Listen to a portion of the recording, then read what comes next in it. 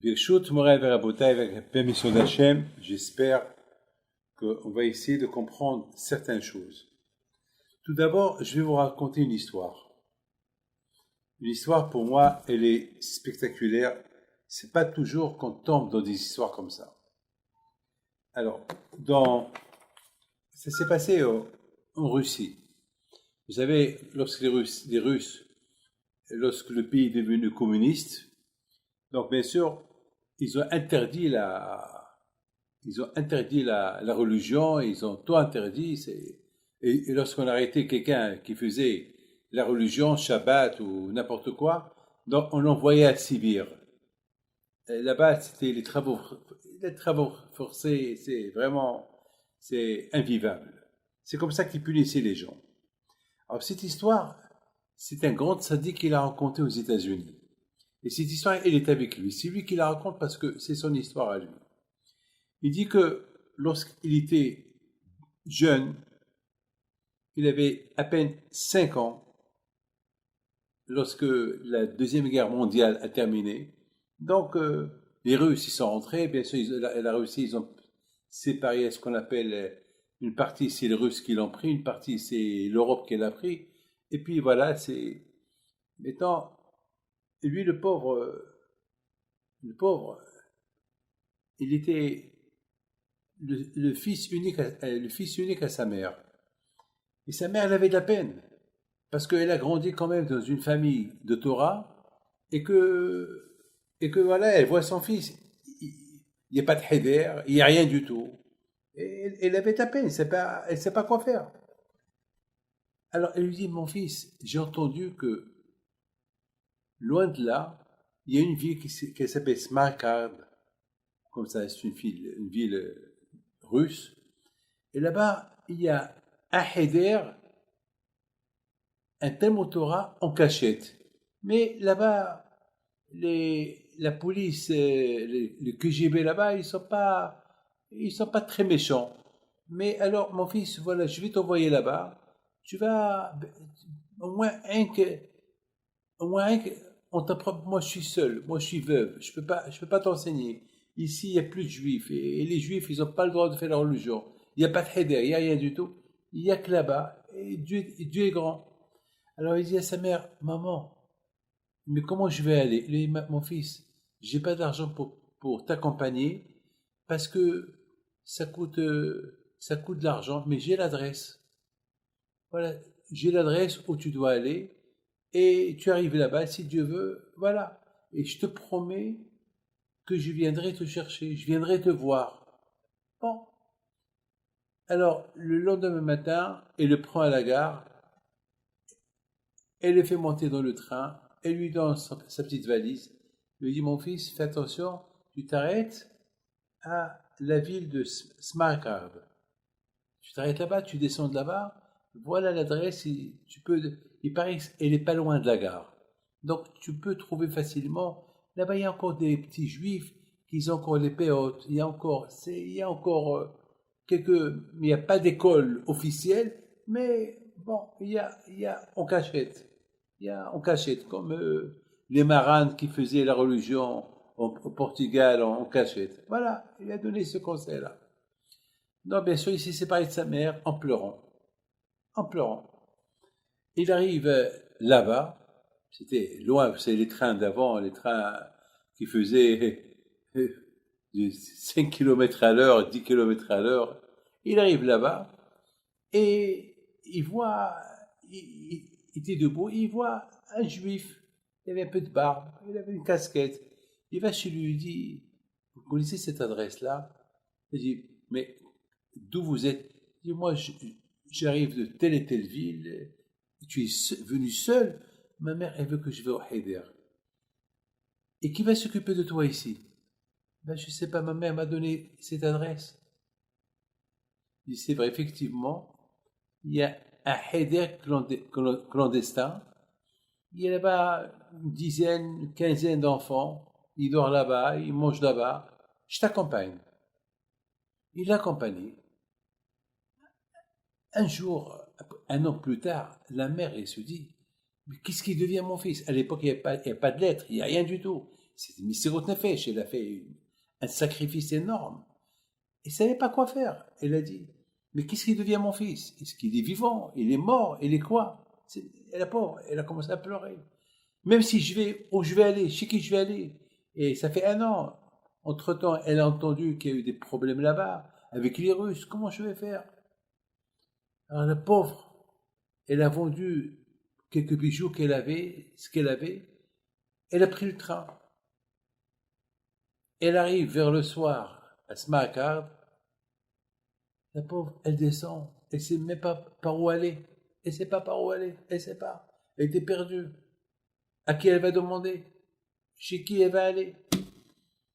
De loin, elle voit un enfant. Il monte dans le train.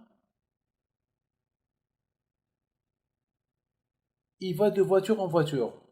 Le compartiment du train, il monte dans un, il redescend parce que le train il s'arrête 5 minutes. Donc pendant 5 minutes, ta ta ta ta, il a fait quelques dizaines de voitures de train.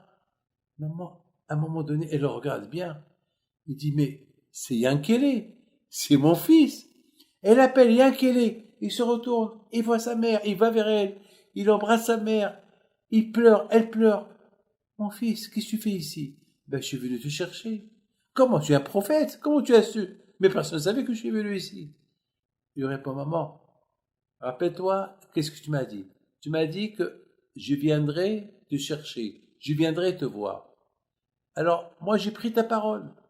Ah, puisque tu as dit que je... Donc, qu'est-ce que je fais? Chaque matin, je viens. Chaque matin, je renseigne à quelle heure le train, il arrive de là où on habitait, et je cours tout le train pour voir si tu es là. Donc, ce matin aussi, je suis venu. Parce que lorsque maman, elle promet quelque chose, elle accomplit. Écoute-moi, le moussard de cette histoire, on est en exil maintenant. Hakadosh Baruch Hu, il a dit au Béni Israël, avant que Yaakov Avinu il est mort, Yaakov Avinu il a dit à ses enfants, de la part d'Hachem, Hachem il va pas vous oublier, Pakod Ifkod Elokim Etrem. Hakadosh Baruch Hu, il va tout faire, Be'ezat Hachem, pour venir vous libérer. Il va vous envoyer quelqu'un qui va vous ramasser. C'est Hachem qui l'a dit. Alors, si Hachem il a dit qui va nous libérer de l'Égypte, Hachem, lorsque ce qu'il dit, il accomplit. Maintenant, on est en exil. Maintenant, ça fait 2000 ans qu'on est en exil. On sait que Hachem, il a dit qu'il va nous réunir un jour. Eh bien, si Hachem, il a dit qu'il va nous réunir un jour, alors, si Hachem, il a dit qu'il va venir nous réunir, alors, Vadaï, c'est sûr qu'il va le faire. Et c'est ça, la Emouna. La Emouna, c'est de croire en Akadosh Baruch Hu. C'est Akadosh Baruch Hu. Il a dit qu'il va venir, même que ça fait déjà des milliers d'années qu'on est là en exil, Mashiach, il n'est pas venu, même que maintenant, plus ou moins, on s'est un peu découragé, voilà, Mashiach, il n'est pas venu. Qu'est-ce qu'il dit Rambam? Ani ma'amin, be'emuna shelema, beviat Hamashiach, beviat Hamashiach ani ma'amin, ve'af al pi sheyitmameya, im kol zot ani ma'amin. Même que Mashiach, ça fait 2000 ans qu'on attend, il n'est pas venu, alors il va venir. Ah, maintenant, maintenant, c'est quoi, pourquoi je raconte cette histoire?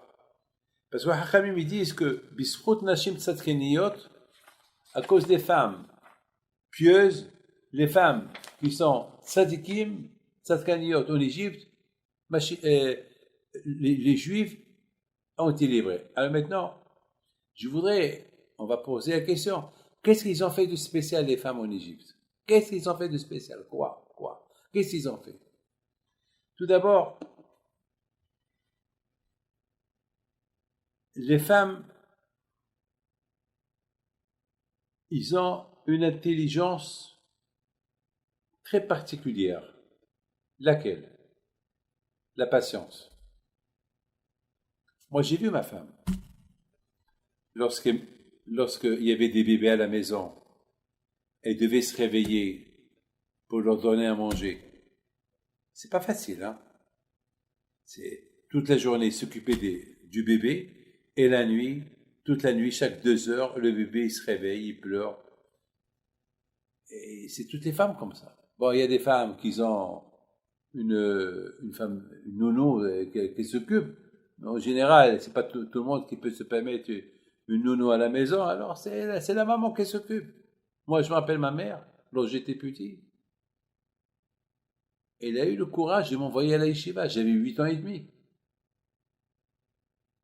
Je vous donne ma parole d'honneur. Si maman, elle voulait, il aurait pu dire à mon père, mon mari, mon fils, quitte pas la maison. Il a 8 ans et demi. Il a 8 ans et demi. Attends, un bébé. Et mon père, il n'a pas le choix. Il va l'écouter. Je ne sais même pas qu'est-ce qu'il a pris à ma mère pour dire oui. Et pourtant, elle m'aimait, ma mère. Je n'étais pas un voyou. Je n'étais pas un garçon qui lui faisait du mal. J'étais gentil. Je l'aidais. Qu'est-ce qu'il lui a pris dans la tête? De m'envoyer à la yeshiva, de m'envoyer loin d'elle. Je ne l'ai pas vu presque 4 ans et demi, je ne l'ai pas vu. En 4 ans et demi, je l'ai vu 2 fois. Une fois, de 8 ans et demi à 10 ans, je l'ai vu 2 fois. Et de 10 ans à 13 ans, je ne l'ai pas vu. Mon père aussi. Alors mon père encore plus. Mon père, je ne l'ai pas vu presque 7 ans. Mais qu'est-ce qu'ils leur ont pris? Ils sont cruels. D'ailleurs, moi, une fois, j'ai dit à mon père, papa, tu es cruel.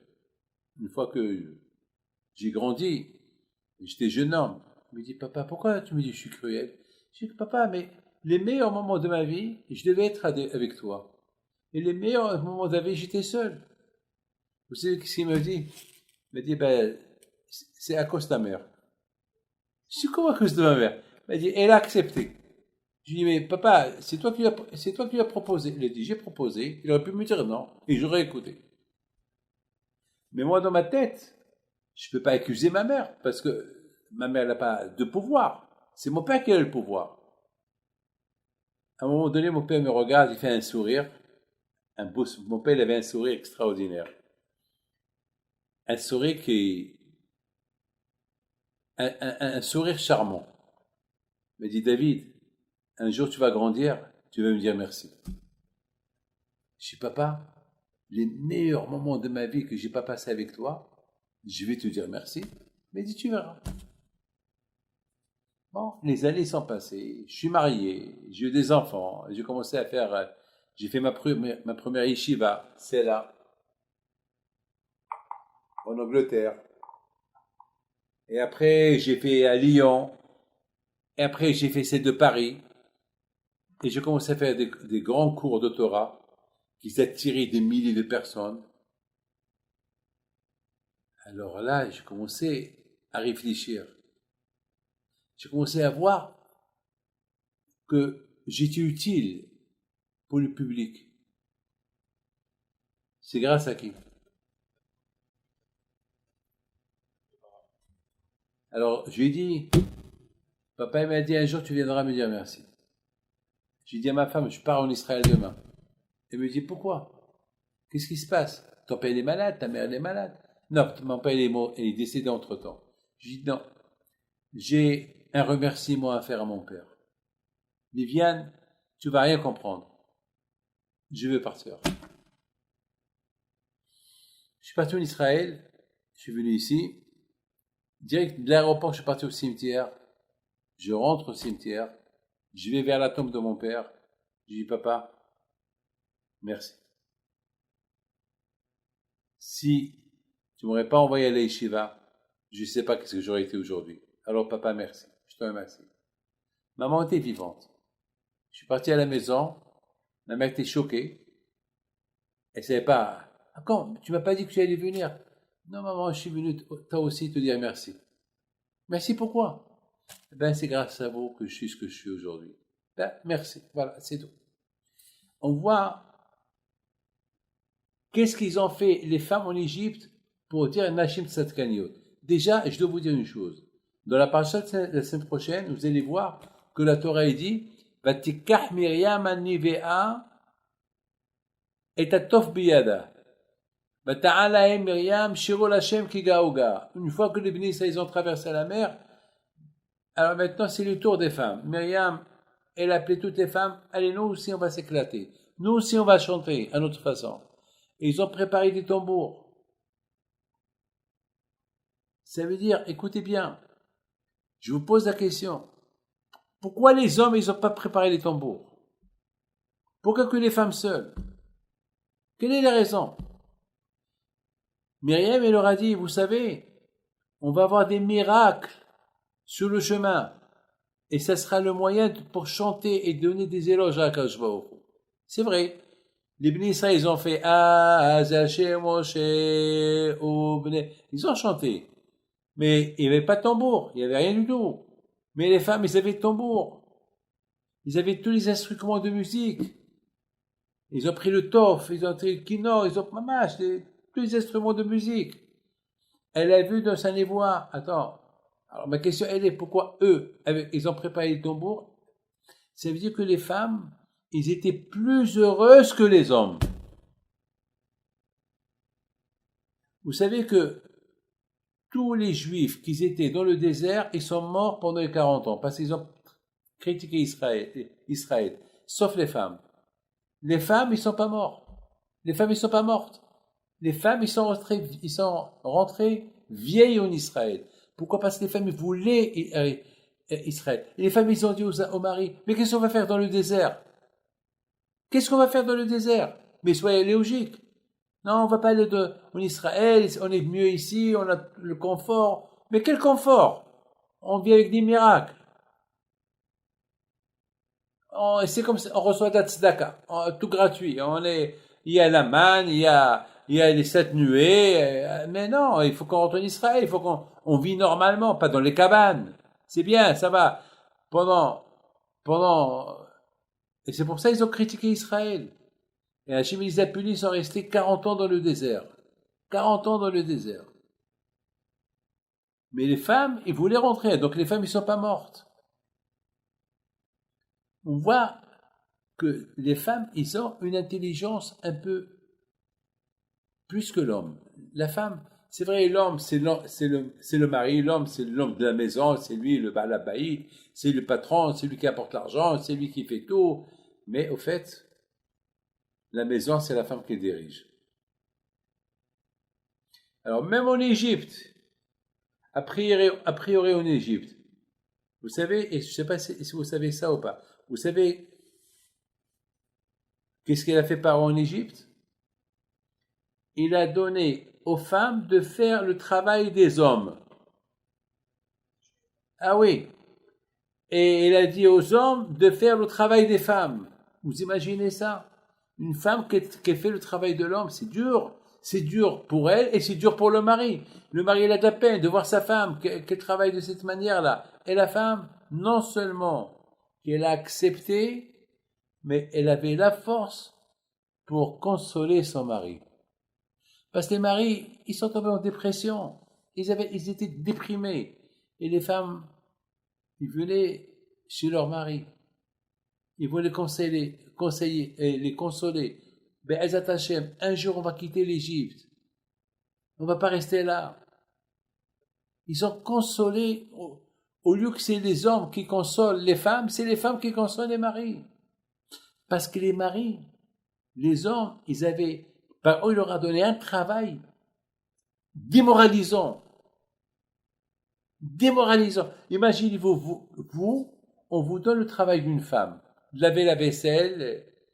Imaginez-vous, c'est vrai, je peux aider ma femme, d'accord, je l'aide, mais c'est moi qui porte le chapeau, c'est moi qui porte la veste, c'est moi qui porte le pantalon, c'est moi qui porte la panassa, c'est ma fierté, c'est la fierté d'un homme. Et là, il a voulu faire du mal aux Juifs, il les a déprimés. Il n'y avait pas l'exomile. Il n'y avait pas des cachets pour se décontracter. Il n'y avait rien du tout. Il n'y avait rien. Alors les pauvres, ils avaient à la gorge. Parce que C'est impensable, c'est pas possible qu'on fait un travail des femmes. Et les femmes, ils font le travail de nous. Vous imaginez les femmes qui, comme ça, pareil, ils faisaient. Un jour c'est les femmes, un jour c'est les femmes, ils faisaient ce qu'ils voulaient d'eux. Et les femmes, ils ont trouvé le moyen pour trouver. Vous savez que, Hachamim, ils disent que lorsque Hachem, il a fait le Mishkan, Hachem, il a dit à Moshe Rabbeinu, Moshe, tu vas faire le kior, lavabo. Comme ça, pour le Kohen, lorsqu'il doit se laver les mains et les pieds pour rentrer au Beth Amikdash, il y avait lavabo. Alors, les femmes, ils ont apporté, pour la construction comment ça s'appelle, du Mishkan, ils ont apporté de l'or, des bijoux, tout ce qu'ils avaient. Mais ils ont apporté aussi des miroirs. Des miroirs. Les miroirs, à Moshe Rabbeinu, il a vu les miroirs, il a voulu les jeter. Et Hachem, il a dit à Moshe Rabbeinu, ces miroirs-là, il ne faut pas les jeter. C'est grâce à ces miroirs-là que le peuple juif a été multiplié. Parce que lorsque les Juifs ils étaient en Égypte, les femmes, lorsqu'ils avaient un temps libre, ils allaient chez leur mari, ils prenaient le miroir, et s'assoient à côté de lui, il lui dit, je suis belle. Et il lui dit, regarde, mais tu es beau, tu es bien. Et le réconforter. Vous savez que lorsque Hachem il a créé la femme, Hava, c'est écrit Vaïben. Alors, Vaïben, ça veut dire il a construit. Mais Hacham, ils disent, Vaïben, c'est aussi le mot Bina. Bina, c'est l'intelligence. Hachem, il a dit, elle a donné une intelligence spéciale à la femme. Quelle est l'intelligence spéciale qu'il a donnée à la femme? Eh bien, la femme, elle a un moyen pour consoler son mari. La femme, elle a un moyen pour détruire son mari, mais peut aussi construire son mari. Elle a tout. Lorsqu'on chante le vendredi soir pour la femme, on dit Eshet Hayil Mimtsa. On dit pas on dit pas sur l'homme, on fait pas des éloges sur l'homme, on donne des éloges sur la femme. Ben, c'est la femme qui construit la maison. C'est la femme qui fait tout à la maison. Moi, une fois, je me suis posé une question. Ah, pourquoi les hommes, ils n'ont pas pris les instruments? C'est la question que je vous ai posée tout à l'heure, à la sortie de l'Égypte. Non, c'était les femmes.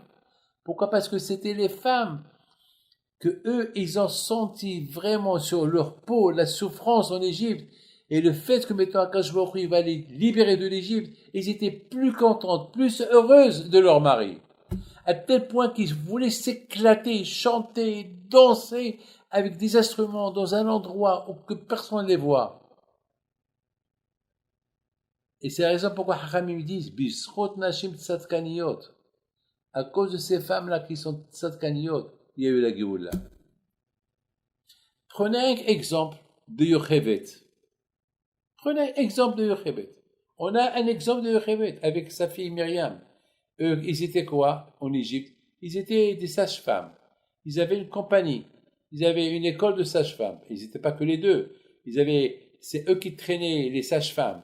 Et eux, ils ont dit à tous les sages-femmes, faites attention, si c'est un garçon, laissez-le. Ne le tuez pas. N'écoutez pas Paro. Je vous pose une question.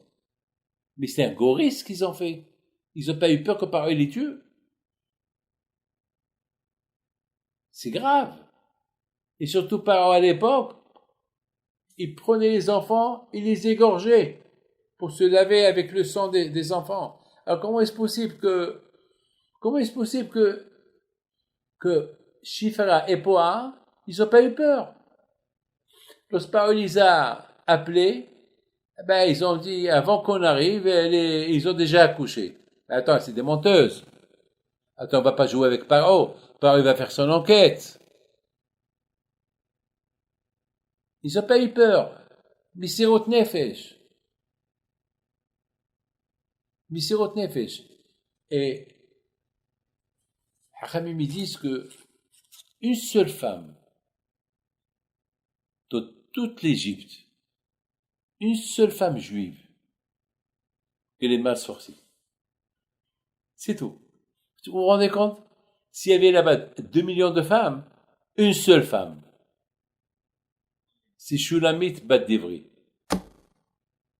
Et c'était quoi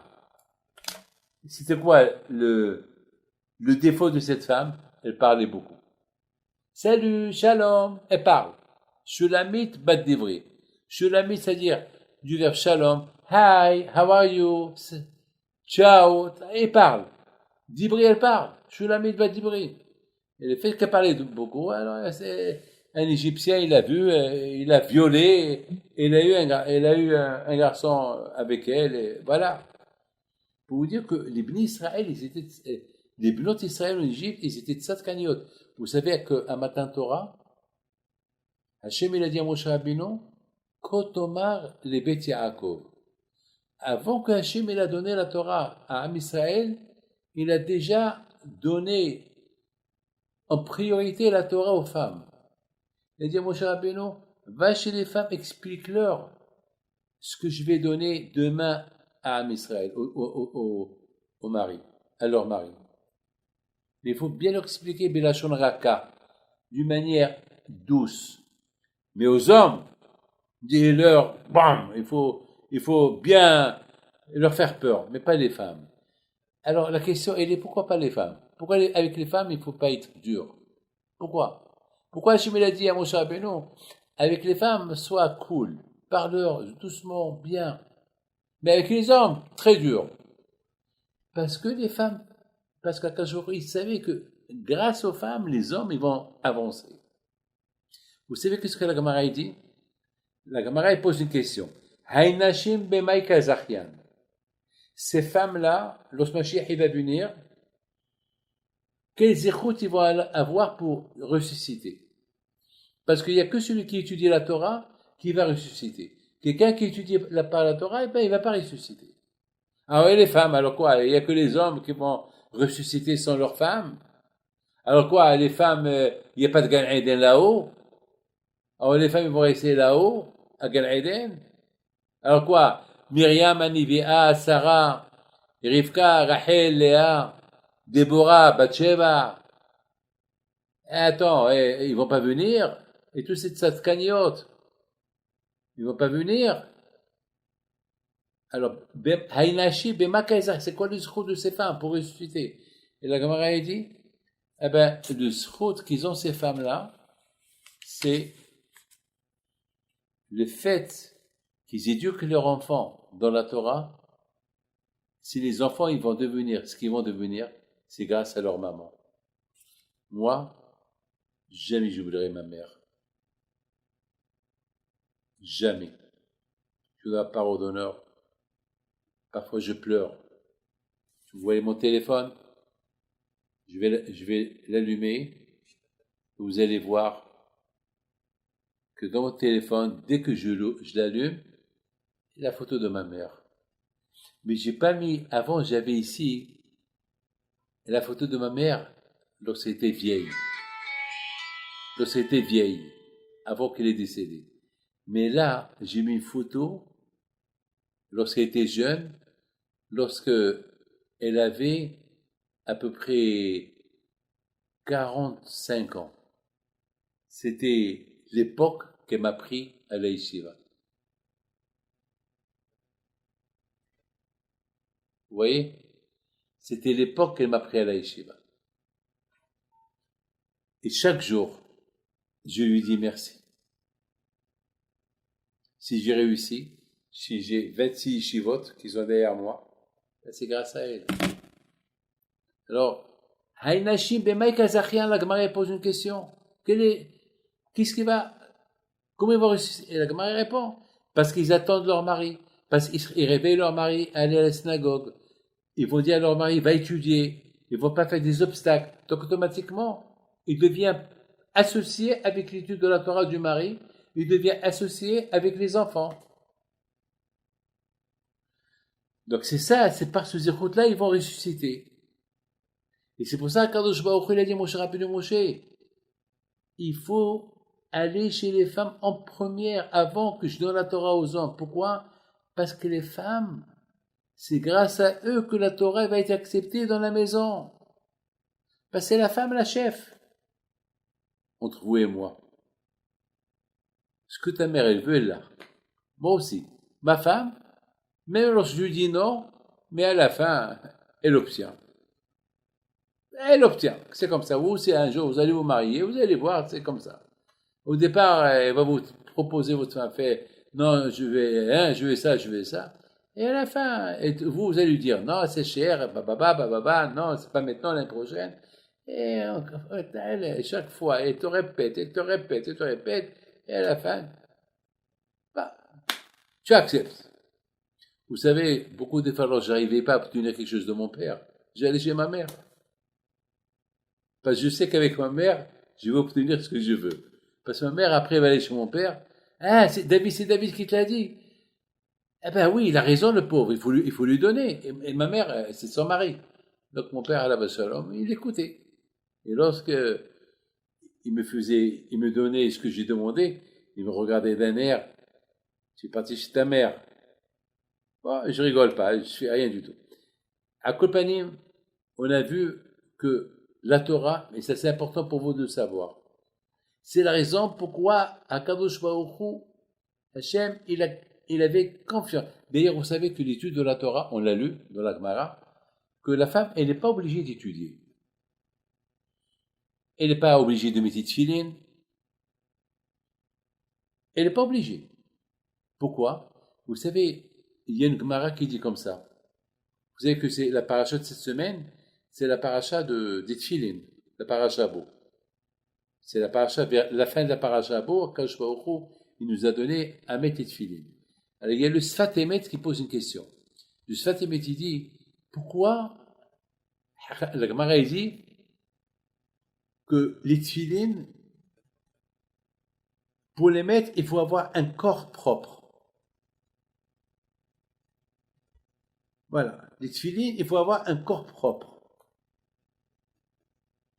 Alors, le Sfat Emet, il pose une question. Pourquoi que les tefillin, il faut avoir le... Et pourquoi pas le loulav? Pourquoi on ne dit pas que pour faire la bracha sur le loulav, il faut avoir le corps propre? Ou bien un talit? Pourquoi on ne dit pas pour mettre le talit, il faut avoir un corps propre?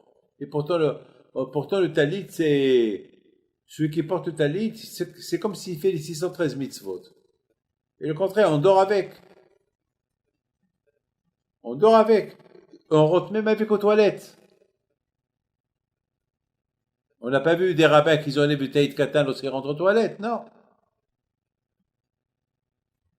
Alors, pourquoi? C'est sa question. Moi, j'ai donné une réponse.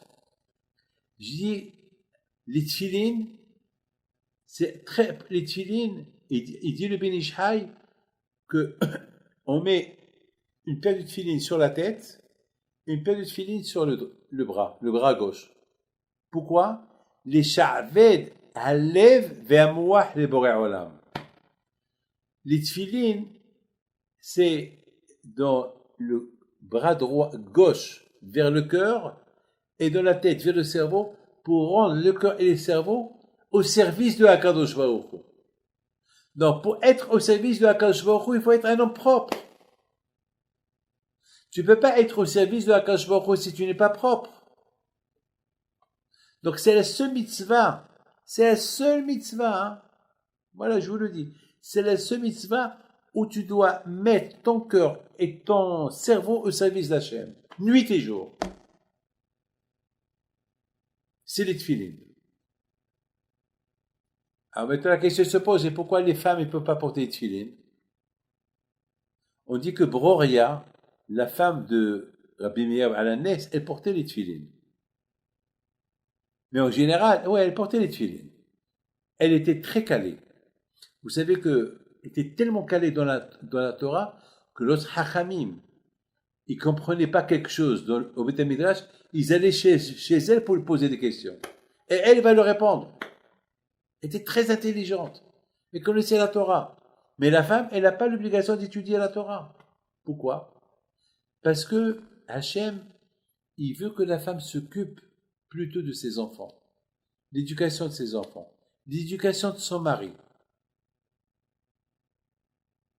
Si, je vous dis quelque chose, si aujourd'hui, Baruch Hashem, je suis ce que je suis, c'est grâce à ma mère et c'est grâce à ma femme. Parce que ma femme, elle aurait pu me dire, non, je veux pas que tu fais ça. Je veux pas que tu reçois les gens. Je veux pas que tu ouvres des yeshivotes. Elle aurait pu le faire, oui ou pas? Elle aurait pu. Elle aurait pu. Vous savez, je fais presque 10 cours de Torah par jour. Presque 10. Ce que j'enregistre, vous savez, c'est presque, je fais près une centaine par semaine, je fais. Elle aurait pu me dire, non, je ne veux pas. Tu me laisses seul, nuit et jour, tu es en haut, tu es seul, tu me vois pas, tu viens que je te fais le café, je te fais le thé, je te prépare à manger, non, pourquoi moi je suis une boniche? Le contraire. Elle me dit, je suis contente que tu étudies la Torah. Mais elle me dit, lorsque tu étudies la Torah, ça me réconforte.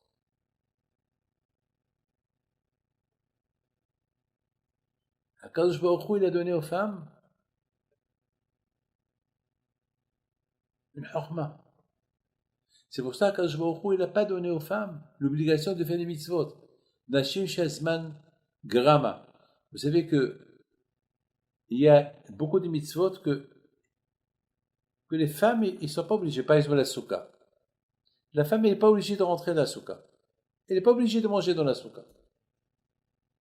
Oh, peut-être la première nuit, elle s'assoit, mais elle n'est pas obligée.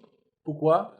Parce que elle ne peut pas, la pauvre, faire la mitzvah, de s'asseoir dans la souka et servir ses enfants, servir son mari. Non, shlom bayit. La femme, elle n'est pas obligée de faire la prière à cause de Zmagrama. La femme, elle n'est pas obligée de faire la prière. Si elle fait la prière parce qu'elle veut. Mais on n'oblige pas, comme nous, on est obligé de se lever le matin à la synagogue, porter tefillin. Non, la femme, elle peut ne pas. Pourquoi? Parce que elle a d'autres occupations. La Torah, elle a patraota. Elle a dispensé de tout ça. On voit quelque chose d'extraordinaire que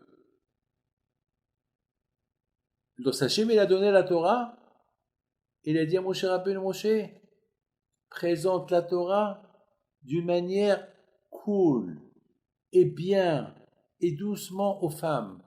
Parce que c'est les femmes qui vont rendre les hommes des hommes. Ils vont les rendre des hommes. Donne-leur l'amour de la Torah. Comme ça, eux, ils vont être derrière leur mari et derrière leur enfant. Donc vous voyez que Bishrot Nashim Tzadkaniot, ça a été libéré de l'Égypte. De la façon que même qu'ils étaient des servantes, que par eux les a rendus des esclaves, il leur a donné les travaux, forcé les travaux d'hommes, alors que la femme, elle est adina, les femmes, les pauvres, ils sont tous avec la crème Nivea, avec des crèmes pour avoir la peau douce, et là, les pauvres, ils doivent construire les pyramides, et malgré tout, ils ont trouvé du temps pour reconforter leur mari, pour ne pas qu'il déprime. Ils ont donné à leur mari l'espoir.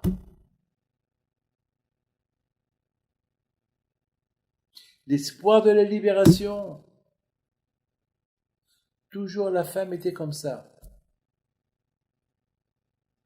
Mes amis, mon fils, vous savez que la femme, je ne sais pas si vous avez entendu parler d'une femme qui s'appelle Kimhit.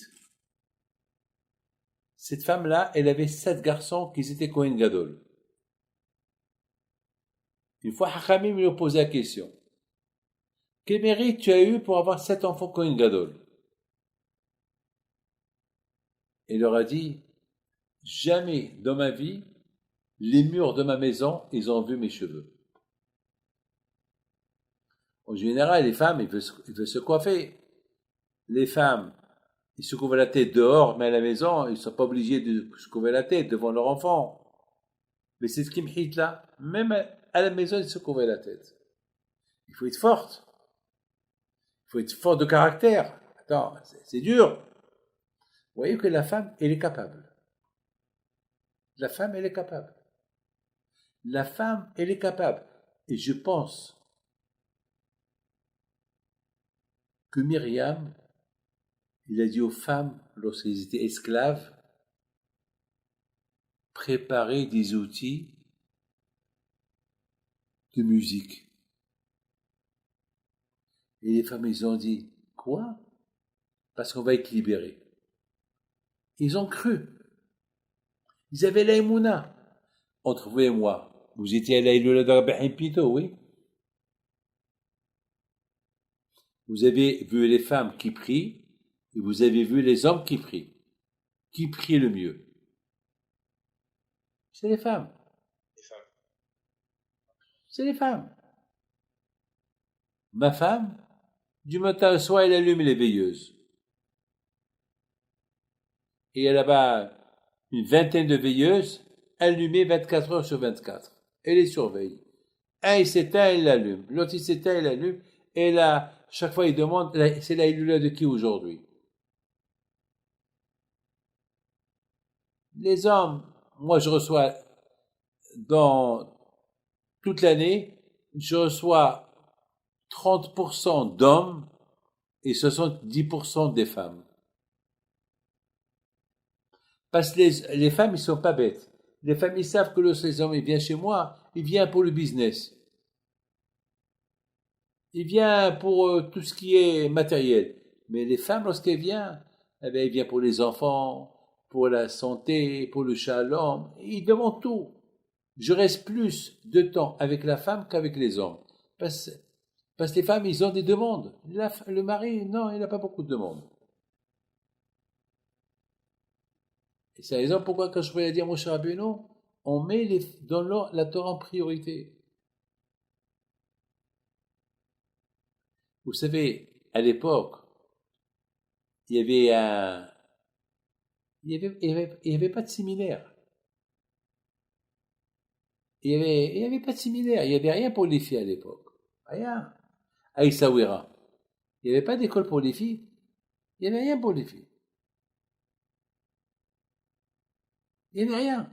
Il y avait, pour les hommes, pour nous, les enfants, je me rappelle, on avait des rabbins privés. Il n'y avait que des rabbins privés. Alors pour les femmes, rien du tout. Alors, où les femmes, ils ont étudié, le séminaire de toutes ces jeunes filles, c'était chez eux à la maison.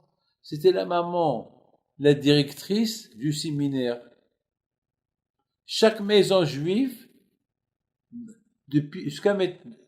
à l'époque, c'était la maison. Quand ils ont dit à Abraham Abino, où est ta femme? Il leur a dit, il est au séminaire. Où? À la tente. La tente. Ils sortent pas. En général, les femmes aussi, ils ont. C'est la maman qui apprend. Ma femme, c'est sa mère qui lui a appris. Et ma belle-mère, c'est sa mère qui lui a appris. Et ma mère à moi, qui lui a appris? Sa mère. Qu'est-ce, entre vous et moi, qu'est-ce qu'ils ont appris? Qu'est-ce qu'elle a appris? Ma grand-mère à ma mère. Qu'est-ce qu'elle lui a appris? Elle lui a appris la émouna. Elle lui a appris la crainte de Dieu. Croire en Dieu. Elle lui a appris les mitzvot que la femme elle a l'obligation de faire. Nida, kashrut. Aujourd'hui, il y a des séminaires. À l'époque, il n'y avait pas de séminaire à l'époque.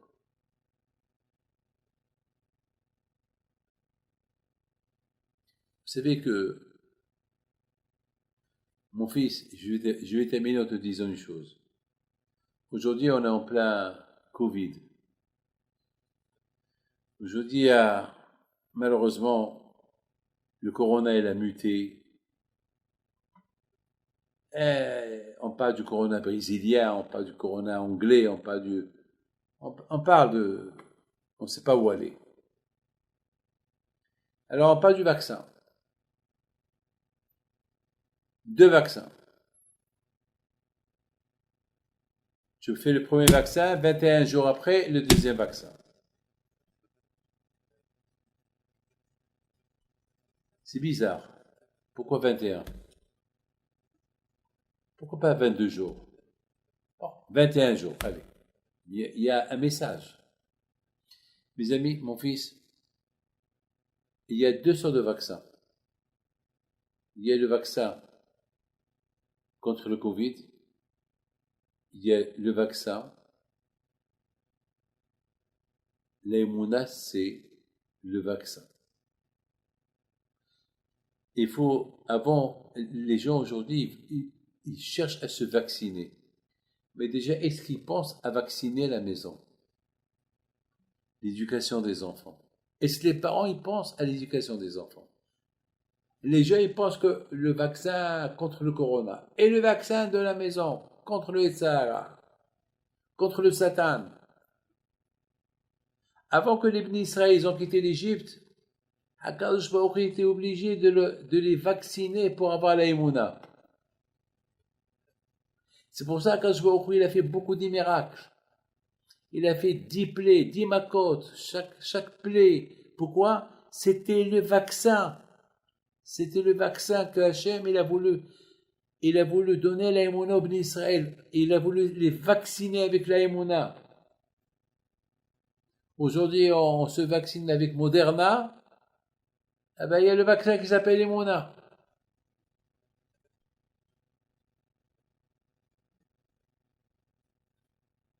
Et pourquoi 21 jours? Parce que le chiffre 21, c'est le nom d'Hachem, et qui est. Hachem, il a beaucoup de noms. Et le nom le plus important de tous les noms de Dieu, c'est Ehyeh Asher Ehyeh Shelachani Elechem. C'est quoi? Lorsque Moshe il lui a dit, ici on me dit comment tu t'appelles, il lui a dit, dis-leur que je m'appelle Ehyeh Asher Ehyeh. C'est quoi le mot Asher? Asher, c'est les mêmes lettres de Rosh, la tête. Il faut vacciner la tête. Il faut faire entrer Dieu dans la tête. Et le mot Ekyé, c'est le Gemataria de 21. Le nom d'Hachem Ekyé, si tu le calcules Ekyé, c'est 21. Ça veut dire il faut vacciner la tête. Vacciner la tête. Et Hachem, avant que les Bnei Israël ils ont quitté l'Égypte, il les a vaccinés avec tous les miracles qu'il a fait pour leur introduire la Emouna dans leur cœur. Et comme tu sais, il y a deux vaccins. Il y a le premier vaccin, et après 21 jours, le deuxième vaccin. Ça veut dire, la Emouna, c'est pas une Emouna provisoire. Il faut que la Emouna, lorsque tu vois la présence de Dieu et la grandeur de Dieu, il faut pas que cette Emouna-là, elle parte. Il faut que la Emouna, elle reste. Il faut que Hachem, il reste maintenant, et Hachem, il restera encore plus tard. Tout le temps. Ça suffit rien que de voir les femmes qui n'étudient pas la Torah et qui ont cette émouna-là préparée, des instruments de musique, ils étaient convaincus. Et pourquoi pas les hommes? Parce que les hommes, ils n'étaient pas sûrs. Les hommes, il leur manquait un peu d'émouna. Les femmes, ils étaient certaines, ils étaient sûrs. Donc, ils ont fait les instruments de musique, mais pas les hommes, parce que c'est bizarre. Attends, les hommes, ils voient les femmes qui préparent les instruments de musique et eux, ils ne préparent pas. Ils ont fait Hachem Moshe sans rien. Ah, Hachem Moshe. C'est pas comme ça. Mais les femmes, Hawa Jaïda Wina, Hawa. Les femmes, ils ont bossé, ils ont chanté, ils ont dansé. Ces femmes-là,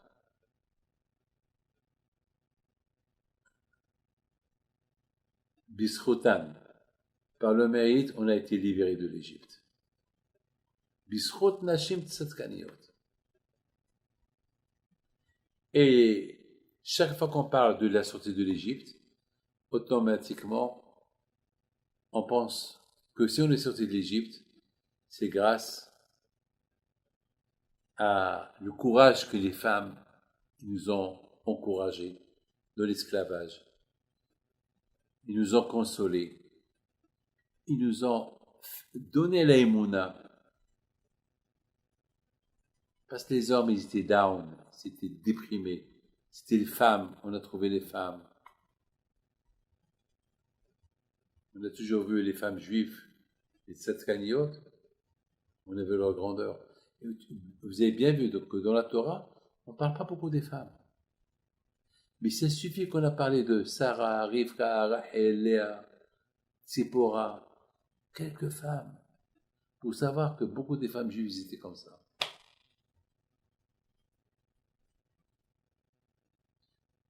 Vous avez une question?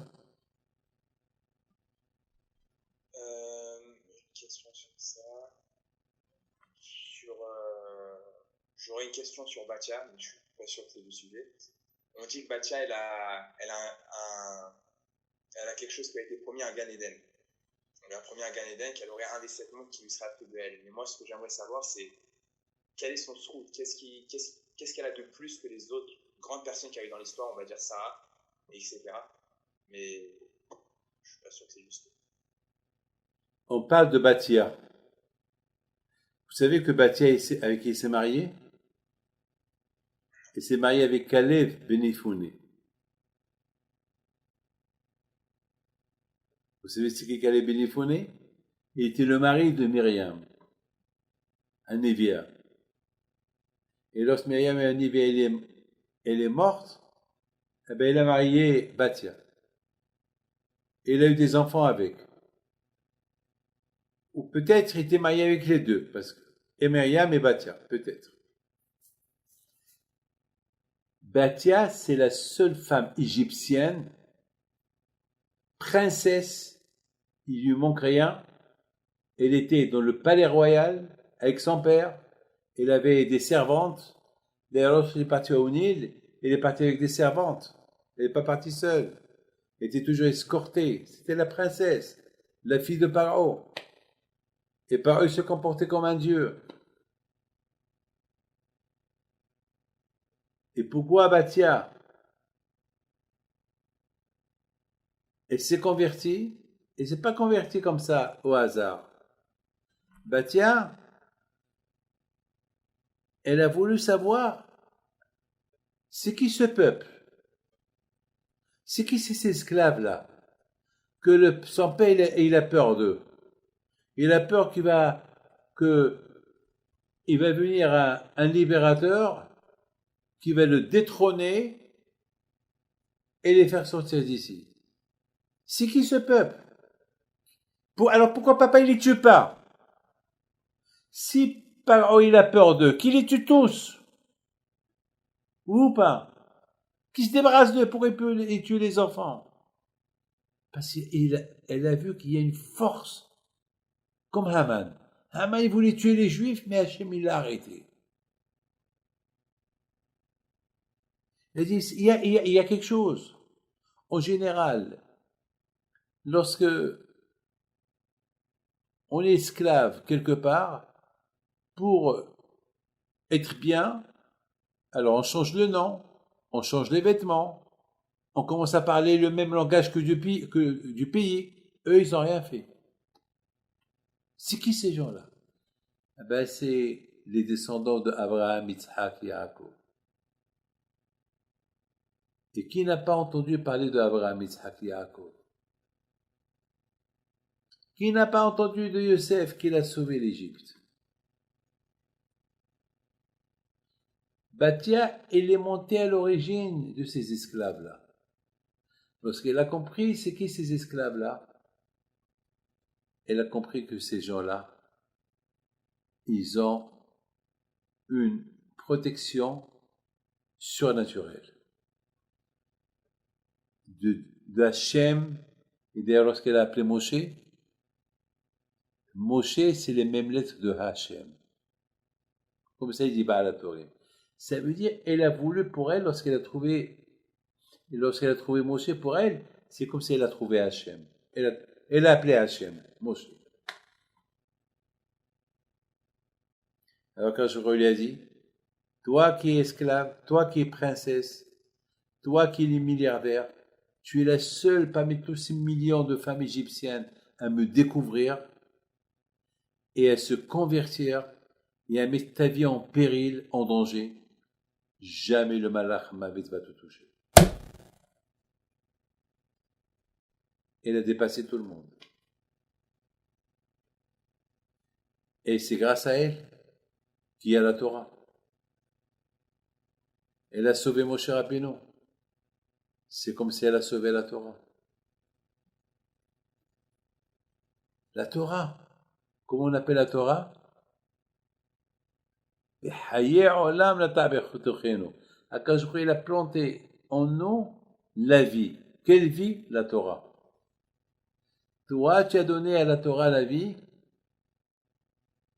alors le malach Hamavit ne te touchera jamais.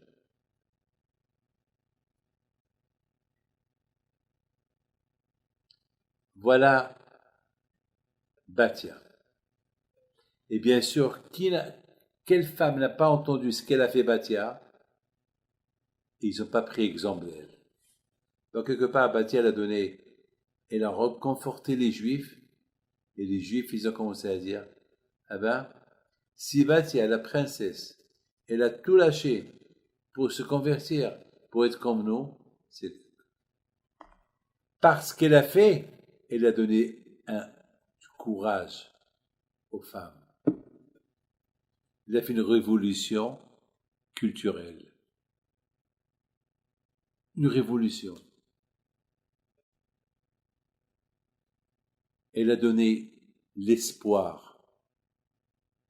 Parce qu'on ne devient pas juif comme ça. C'est ce qu'elle a compris, qu'un jour on va être libéré. Elle croit ce qui va nous arriver. Elle croit qu'on n'est pas là éternellement esclave. Ça, Akash Baruch Hu lui a dit, tu as réconforté mes enfants parce que tu as fait, ben la mort ne te touchera pas. Elle a fait ce qu'on appelle, ce qu'elle a fait Pinhas. Elle a Kin'a. Elle a dit, pour Hachem, je suis prêt à donner ma vie.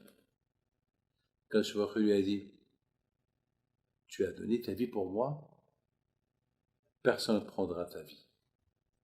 J'ai vu dans un midrash qui dit que une fois par jour, Batia, elle rentre à Gan Eden avec tous les Nashim Tzatkaniot, les femmes Tzatkaniot, pour aller voir Moshe Rabbeinu. Moshe Rabbeinu vient vers elle, il lui dit ça va. Et toutes les femmes, ils disent à Batia, quelle route que tu as mis au monde, Moshe. On ne parle même pas de Yochebed, sa vraie mère. On ne parle que de Batia.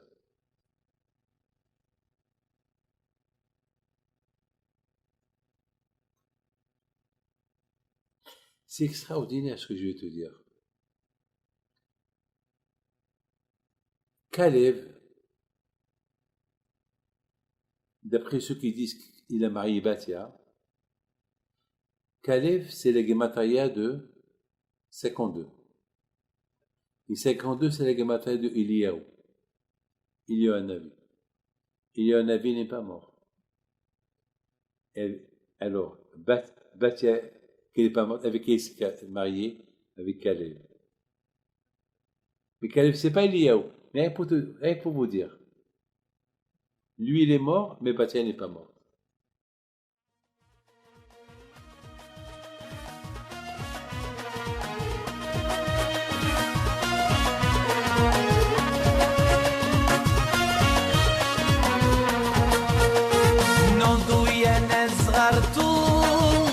على ربيع حيم بنتو وقف لنا زي